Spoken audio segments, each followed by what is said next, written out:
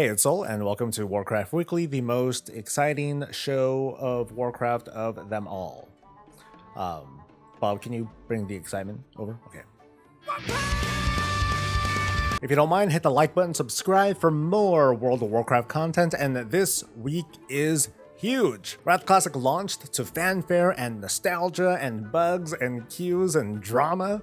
It's the current hotness with many eyes on it and many more players playing. No doubt it's dominating the play space, but in the new space, well. And what was a total shocker, the WoW team announced the launch date of World of Warcraft Dragonflight, arriving November 28th in what is more than likely a worldwide release. So cool, we have a launch date, however we don't have a pre-patch date. For now, we're just gonna throw a guess out there and say that the pre-patch is in like a month. Maybe towards the end of November. That's when we're supposed to see the system and UI changes and Dractyr Evokers will be playable. There's no indication that it's a pre-order bonus or not. We're just gonna have to wait and see on that bit. There's also no word on if they're going to be playable day one of the pre-patch or if there's going to be some event that's going to lead us into it a week or two later. We also have the content schedule for Season 1, and it's kind of a doozy. 2 weeks after launch, on the week of December 13th, Season 1 of Dragonflight begins for PvP and Mythic+. The Vault of the Incarnates raid opens on Normal, Heroic, and Mythic difficulty for the first time. We'll talk more on that in a second, but let's keep going with the schedule. The week after, on the 19th, Raid Finder Part 1 opens, and then every 2 weeks, the additional parts will open. Cross-faction raiding, including for Mythic, will be available straight away, but it appears that the Hall of Fame is still in place, probably to hold cross-realm raiding back. To qualify for the Hall of Fame, at least 16 out of the 20 raiders have to be in the same guild and faction. It's expected that sometime during Dragonflight, probably the later half, cross-faction guilds may be fully enabled and the Hall of Fame is going to change once again. We also have a date for the Creation Catalyst, which has been renamed the Inspiration Catalyst. Oh, that's so exciting. According to their post, the Catalyst will be made 6 weeks after the raid opens on Mythic difficulty, which is actually kind of confusing because they're all going to start at the same time, right? This actually tells me that at one point they were going to have Mythic separate from everything else as normal, and then this blog was written and it was finalized and all that. But anyway, whatever the case, it's give or take a week. It's not going to be a 1 week wait for the Catalyst. It's not 10 weeks. No one's going to be 100% happy, and that's what we call a compromise. Before we continue, I got to take a second to thank the awesome sponsor of today's show, Into the AM. A lot of folks have commented on my shirts, and that's why I am proud to partner with Into the AM with what they've got to offer. They're all about vibrant colors, far-out designs, and comfort. These shirts use a polycotton blend, they're soft, and they feel great. I'm wearing a medium right now, and it feels like a hug. The best thing with our partnership, I can offer all y'all a discount. You can already get 3 of their graphic shirts for $60 and 3 basic shirts for $49.95. But by clicking the link in the description or by going to intotheam.com/soul, you can get an additional 10% off your order. So check them out and decide for yourself. You'd be helping out the channel and you'd maybe get a shirt or two. Dragonflight is 2 months away, which for some is a long ways off. So set your time accordingly and start knocking out any of them achievements or tasks left undone before we get to the pre-expansion patch. For you folks with tons of alts though, starting next week, there's going to be a 50% experience buff that's going to last until the pre-patch. Nice. And then after the pre-patch, we can expect there to be big experience nerfs. So if you want to sort of kind of game the gains, starting next week, get to level 50, and then wait until the pre-patch and finish leveling. Or not, go ahead and finish leveling, start getting transmog or whatever you want. It's your freaking game, right? I said Dragonflight is 2 months away, but at the same time, Dragonflight's only 2 months away. Raid testing is happening as we speak. Set bonuses aren't going to be testable until next week, but I'll be talking about that a little bit later. We're starting to see the pieces fall into place, but we've been getting continuing reports of typical crashes and instability and imbalance that has not been very reassuring for some viewers. You know, I'm concerned about crafting orders, which still aren't testable in this build. It stinks if raid testing got in the way of that, but it is what it is. But you know me, I lean pretty positive in the content space. I also remember that Shadowlands was delayed and still didn't turn out to have a strong endgame loop in its initial offering. But that's what's also got me kind of confident about Dragonflight, and here comes the copium, alright? You know what we don't have to worry about in Dragonflight?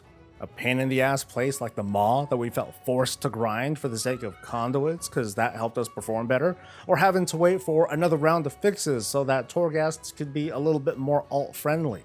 The details with the crashes and the bugs, I mean, yeah, they're important, I get it. Stepping back though, and looking at the big picture, we already have some strong impressions of what the Dragonflight experience is going to be like, and I'm going to share a little bit of that new information as we move along. I mentioned tier sets earlier. All the bonuses were revealed just recently and are expected to be on the next beta build. I'll provide a link to the page, or you can listen to me read all of them off in a video that I posted yesterday. The set bonuses turned out to be what many had predicted. Pretty basic. Due to towns being reshuffled around until what feels like the last minute, I'm sure that it's hard to design set bonuses around talent selections that might not exist or might not flow very well. Instead, these focus on signature abilities with straightforward throughput buffs. Not super exciting, but it's not going to break meters. We'll just have to wait for next season for that. I want to circle back for a second now and comment on the raid schedule from a spectator's standpoint. Having the 3 main raid difficulties open at once is sure to be both exciting and chaotic, especially for top raiders. They're accustomed to the first week of the season to be a time when they can max out their Mythic Plus choices for the week and then split run the heck out of heroic difficulty for gear. In this case, they'll basically lose a week, and right from the start, they'll be slamming both normal and heroic for a chance at tier set pieces, multiplied by however many characters they can get away with. No idea if the changes to BOE loot is going to be in for this season, but with all 3 difficulties open, no doubt people are going to be trying to farm those to sell to top guilds. And yet the Mythic version of the raid is going to be wide open, waiting to be conquered. The first day of the season feels like it's going to put a ton of pressure on guilds to basically not sleep and try to cram as much Season 1 prep as they can before they dive into the Mythic raid. Being in the Mythic raid means they're not doing splits or running keys while the competition is doing splits and running keys and watching guilds who are trying to progress. Considering the race to World First, I think that this is going to be a real challenge for the top guilds to keep in pace with the competition and time manage while considering the well-being of their players. What's the broadcasting going to be like, knowing that guilds might be going back and forth between progression and farming without that week-long gap? How far will guilds go to make up for that lost time? And we also need to talk about the group loot situation. There's a ton of misinformation going on and a ton of updates, so let's get you caught up. First, personal loot appears to be about 90% gone. You can't choose it as a loot distribution method in Dragonflight. All we get right now is a new version of group loot that I'll explain in just a moment. Personal loot will apply to very specific things like profession materials that drop for certain people who have them. That means we're going back to a scenario where if a boss dies and a hunter weapon drops, shucks, if there's no hunter in the raid, we're kind of screwed. But it's also killing the scenario where, let's say a paladin, where they would never see an offhand or an agility weapon drop for the purpose of transmog. Loot trading among members no longer has any restrictions, so when a player wins a roll and takes the loot, they are now the master of that loot until they, put it on. But the point is that no one can take it away from them, and they can give it to whoever they want in the group as long as they qualify, as in they were in the party during the kill, they were there for the kill, and they also are not loot locked. But there's also no master looter as an in-game mechanic. It's dead, it's gone. Stop talking like it really exists. Now that said, yes, organized teams can emulate it by designating a person all the loot. That person needs it, and everyone passes on everything, and then the person plays the role of master looter. That's not a WoW thing, it's a player thing. I mean, at worst, it's a WoW let it happen sort of thing. So as a small reminder there, if you join a pug, just ask if there are any loot rules before starting the run. It saves everyone time, and it makes the horror story sound more like a dodged bullet story. Need versus greed rules will follow the more modern style, where a hunter can't just roll on literally every single drop, and a warrior can't roll on cloth. The character needs to actually be able to use the item or the loot properly to roll need. If the item that drops is the exact same as the item already equipped on that person, they cannot roll need on that item, the exception being characters who can dual wield. The game will obey your loot preference as well. Now, I'm not sure if I'm going to explain this with 100% accuracy, but let's say that you're a druid tank and a healing weapon drops. The Druid tank, like you can roll need on it, but if a healer rolls need on it, you cannot win because that's not your main spec. You're a tank. However, again, if you're a Druid tank who changes their loot spec to healing and you happen to need on a healing item, then you can roll against and beat that fellow healer. And they'll be like, hey, you're a jerk, and then you trade it back to them and then everything's fine. Now, anyone who rolls greed on that same roll is given a lower priority, so it's kind of a smart roll, it saves a few steps. Another small quality of life change, if two of the exact same item drop, and tertiaries do count toward what is exact and what is not, you can roll need on both items, and if you happen to win one of them, you cannot win the second one. The same dual wielding exception will probably apply, but if you happen to win 2 weapons off one boss and keep both when someone else could be using it, you're kind of a jerk. You're kind of greedy, but sorry if I'm judging. And lastly, raid BOEs. They're no longer going to drop from trash, but they will drop from what they're calling lieutenants. They're the tougher mobs that have been dropping the likes of like Cosmic Flux, Soul Ash, and Soul Cinders. You get a chance at loot once per kill per difficulty, giving like a little bit of an incentive to run multiple difficulties for BOE loot, which is kind of neat, but it also kills trash farming groups as we know it. We're gonna just kind of have to see how we end up responding to that. But now I want to share some commentary and opinions, and I'm open to your disagreement. I'm definitely going to get to disagreement, and that's okay. I'm not trying to push my opinions onto you. I just want to make my points clear and be seen, and you're free to counterpoint because I really do want to listen. Regarding the group loot stuff and the removal of personal loot, I like the change. I've said a bunch of times that I don't like personal loot, thanks to its very frustrating item level restrictions that has resulted in far more what I call dead loot than in previous loot systems. I've preached for those restrictions to go away, but I'm also aware of unintended consequences like the possibility of all druid groups that would provide the most loot per run, whether it's a dungeon or a raid. I know that's an extreme scenario, but even if a few of those were to happen each week, it would influence the ease of gearing for one particular class while also removing them from the group pool because, well, now they're loot locked. I will definitely take group loot over master looter where one person could just ruin everyone's day. I see group loot as fairly similar to personal loot with the caveat of transparency. Seeing someone roll against you on loot is immediately personal, which is obviously a double-edged sword. The WoW team even said as much, that personal loot is just an illusion. When you show up for something like Raid Finder, there's this unspoken agreement that yes, your very presence means that you are automatically rolling against others for loot with every boss kill. Like, you getting loot that you don't need could have been someone else's loot that maybe they did need, but that's a stretch. It's a terrible, terrible stretch. If I'm doing a mostly guild run where one of my hunters is rolling against a pug hunter for the really cool bow from the last boss, who has the advantage? No one, because no one can roll for this bow except for the two of them. But okay, like what about a trinket? Could the guild collude and roll to steal that trinket from the pugs?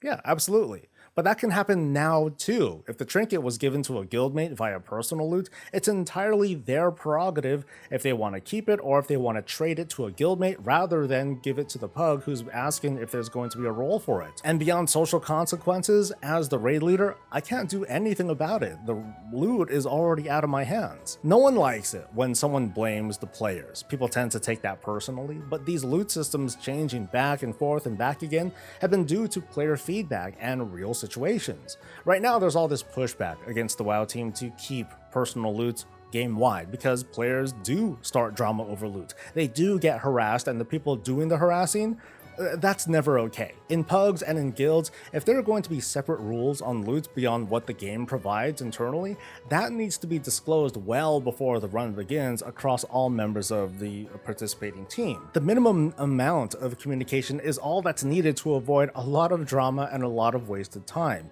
If people could commit to that, group loot could work out 99% fine because all the involved parties are knowledgeable and in agreement.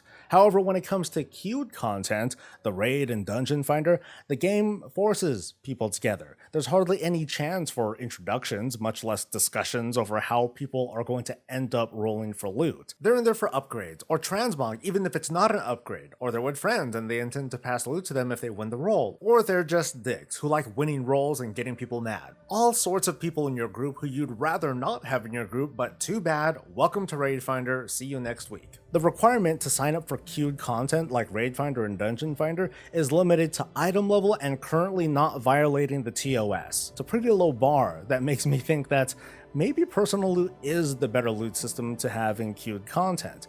The drama can obviously still happen, but if there's a choice that can slightly move the needle in a better direction, and that choice is to make no changes to what people had for a few years now, it's kind of an easy win. So that's where we're at, and that's my position, and I'd like to read about yours. We're getting closer and closer to having a clear picture of what the Dragonflight's endgame experience is going to be like, and I want to point out a few things about alts and alt friendliness. The WoW team has talked a bit on how they want more and more things to be account-wide, that they want to skip the monotony where it concerns cosmetics and feature unlocks, but maintain that sense of progression when it comes to player power. So I'm going to share what we know so far. What is it like to be an alt in Dragonflight once you had completed the main story quest at least once? At the moment, there's no day one intro experience like the Maw or Tanan Jungle, so there's nothing to skip yet. Alts that arrive on the Dragon Isles have immediate access to dragon riding and the same progression as their main. Any dragon riding glyphs that were earned before or even on any character can be freely used to power up dragon riding talents on any other character. World quests and dailies are already available. You can also freely choose to play through the zone campaigns. So it's less like Threads of Fate with those extra quests and the bonuses. It's more like Legion and Battle for Azeroth, where you can choose your adventure, but world quests are also available. That's just the start though. Many other features may also be available, and that depends on what you had unlocked through Renown and Reputation. So for example, I can see expedition supplies and other small treasures throughout the zones. That's an early Renown perk. I can see the Centaur camp that travels daily. That's another Renown thing. There's the fishing stuff for the Tuskar. That's another Renown activity that's already available. I don't have personal confirmation, but it's safe to presume that all the other activities and zone perks that are unlocked via Renown will be unlocked across the account. This also includes vendors that require a certain amount of Renown to sell cosmetic stuff, ensembles, weapon skins, mounts, pets, and more. The access is account-wide. The currency to buy these things, though, is not. I'll get into this more in a separate video, but for now I'll just share what I've got. Dragon Isle supplies are personal currency used in a variety of ways, including buying these cosmetics. So alts don't need to grind Renown to access these vendors, but to get some of these items, they will have to do some of their own dirty work of gathering supplies to buy these cosmetics specific to them, their class, their armor type, or whatever. I recommend that the bulk of your purchases ought to be done from your main, similar to the big Covenant grind in Shadowlands, so use your main to buy like all the universal stuff, whatever weapons that they can, pets, mounts, and so on and so forth, and leave the very specific things to your alt. That saves a lot of time and headache. The WoW team was very specific that access to player power through these means would not be account-wide. That's going to include gear, which is pretty obvious, but also profession recipes, which are not so obvious.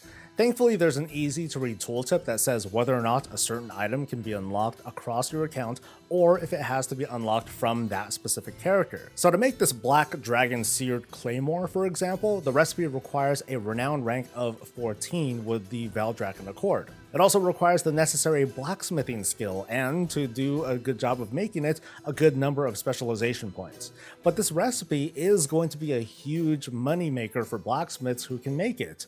However, for a blacksmith alt, from the looks of it, individuals who want to work on multiple professions across many characters, they're going to have a heck of a time grinding out rep to unlock all the recipes they want. I'm not certain of every recipe out there, but it's enough that you may want to plan for a fair amount of rep grinding. And at least at the moment, reputation catch-ups that used to be in the alpha are not there currently. I consider that to be a cause for concern for that particular audience, people that have lots of alts who happen to have lots of professions.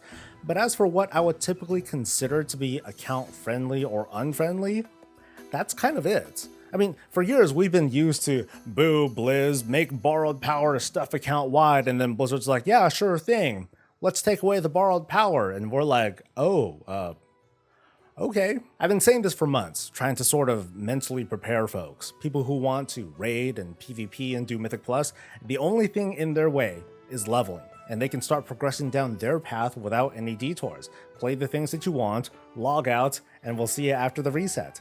But the people who want to immerse themselves, or I guess live in this part of the World of Warcraft and be a part of the player economy and the day-to-day life, that's where you're going to see these incremental rewards and the grind and the pacing and the controls.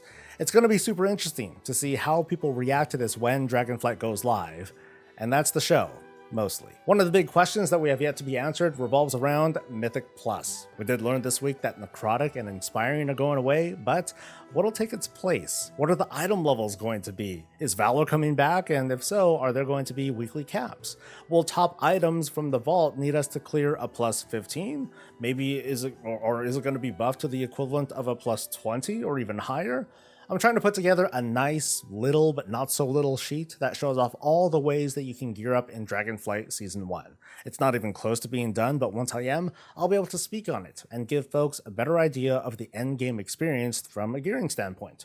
For now though, let's wrap things up with a huge thanks to the amazing folks on Twitch. You folks were extra generous this week, and I'm grateful. To our patrons, thanks a ton for helping me, and we've got another newcomer! Welcome Sayo-sans, and thanks for your generosity.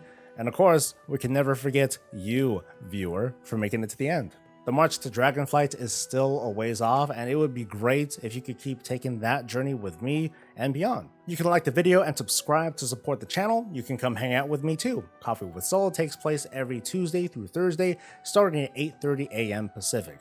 I wish you well, and I hope to see you next time. Stay safe, stay healthy, and stay breezy.